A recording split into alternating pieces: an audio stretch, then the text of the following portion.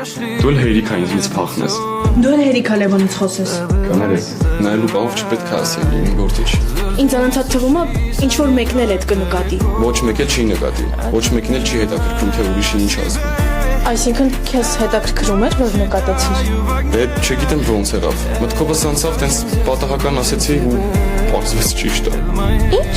Դե հա, որ ես վստահ չէի։ Կարար ուղղակի ստորություն ա մեզ։